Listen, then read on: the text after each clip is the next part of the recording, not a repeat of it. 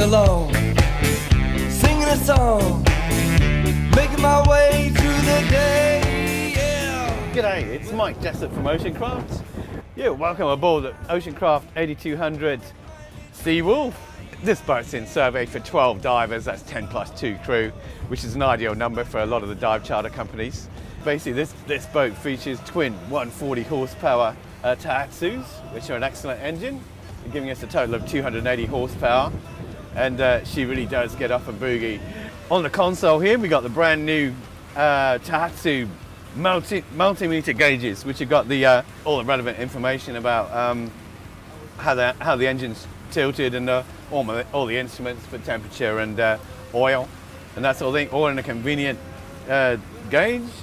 I can control all the trim and tilt and throttle from here, and this boat will be capable of doing approximately 76 kilometers an hour, which is about 40 or 50 knots, which I'm about to demonstrate. There we go. My castle, this is my country, my country.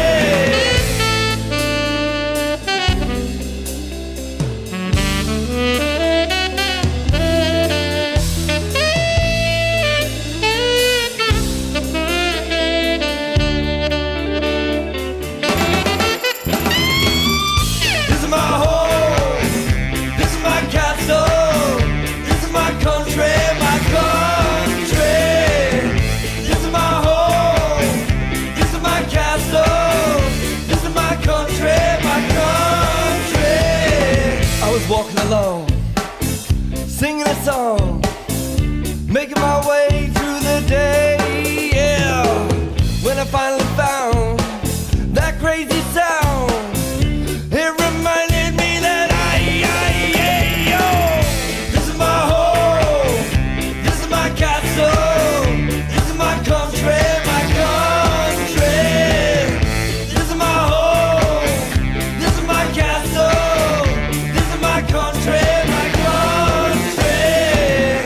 This is my home, this is my castle, this is my country, my country. On the footage, we've just done a run through the bar there, and we hardly noticed. My country. Under the seating here, we've actually got airtight, watertight in-tube storage for all your safety gear and charts and everything. Over here we got another 250 litres for, well, this being a dive charter boat, they're going to have weight belts and snorkels, fins, masts, and they're all tucked away neatly under here, and no one will ever know that they're in here. In the centre of the boat, where we've got all our camera gear, is a 20 bottle dive rack. It's actually 14 here, and then another 6 at the bow, which gives us a total of 20. So that's first and second dive, basically. On the side here, we've got a what we call a Nunu. That's a remote bilge, basically. It's an emergency bilge pump. You can actually bilge out the boat from any part manually. If you copped away, got a dumper over the back. For the dive ladder here, we've actually got when they enter the boat again, you've actually got a herringbone dive ladder there, which extends a good 6 foot, basically, from the transom. This is the Oceancraft patented Kazi deck locker and dunny. Basically, it's also a captain's chair. This is basically this is legal for use in any Australian waters. A fine feature of the boat, and when it's not being used as a dunny, you can use it as a deck locker, of course. And when it's not being used as a deck locker, it's a nice little seat with a cushion on for the captain when he's at rest. With a totally clear deck, you've actually got a ton of 1 cubic meter of storage without even noticing. There you keep all your life jackets and EPO flares and all that sort of thing in the airtight, watertight in-tube storage hatches.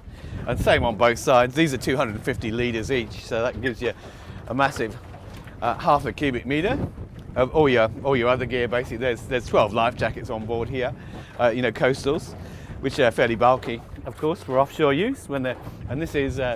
This is in survey for 15 nautical miles offshore for that purpose. in a 25 knot wind. And another feature of this boat, as well as its twin 140 horsepower engines, and to actually feed them, we've actually got a 200 litre fuel tank here under the transom here, which gives us approximately 2 days cruising. They're very economical, the Tohatsus, and of course we got a twin battery system with all safety and emergency connection all marked up there. Basically, the whole boat's full of foam, both under the deck and in the tubes. So structurally and from a damage limitation, this boat is probably the safest on the water, I'd say. Unlike a rubber ducky, it won't puncture and deflate. It looks like an inflatable boat that actually retains its pneumatic properties. That's to say, even though the foam filled, they're still also airtight. In addition to our buoyancy foam under the deck and in the tubes, the actual boat itself is airtight. So you've got nine separate airtight buoyancy sections, so you're safe as houses in this boat. It's the deepest production monohull in the world, and this is official now. At 30 degrees, it's actually on a monohull. That's unheard of. Basically, the way we do that is, of course, we cheat.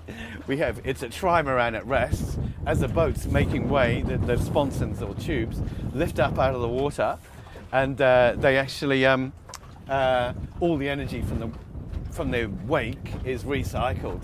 So basically, the boat's got nowhere else to go but up. Now, what this means is that you've actually got it's reduced friction on the hull. You got a sounds too good, doesn't it? But it's a super soft ride. It's actually surfing its own wake. She'll float in 300 mil of water, this boat, and actually plane. So when the divers get out on their dive site, basically they do a backward flip roll. We don't use it for throwing passengers out.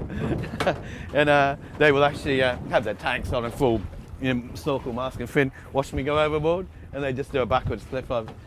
Okay, on the console here we've actually got twin cigar lighter sockets. Of course, I'm charging my recharging my phone as usual, so I can gas all day. Basically, you got a panel of 10 switches here, which is all for your navigation lamps, your depth sounder, your horn, your fuel gauge, which tells us we got plenty of fuel, hopefully. Basically, you got the two remotes. Left hand is for the port engine, and right hand, of course, is for the starboard engine. They got two totally independent forward and back.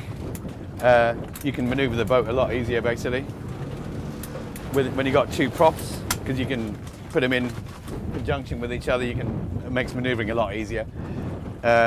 Basically, you got a neutral warm-up throttle, which is for when you're revving up. You know, when you're just warming up thing. Of course, there's your ignition key, and dynamic power trim and tilt. Now, what that means is you can actually adjust the trim of your motor according to your speed and loading, basically. So, which is a very handy thing indeed. That leads to fuel economy, speed, and power.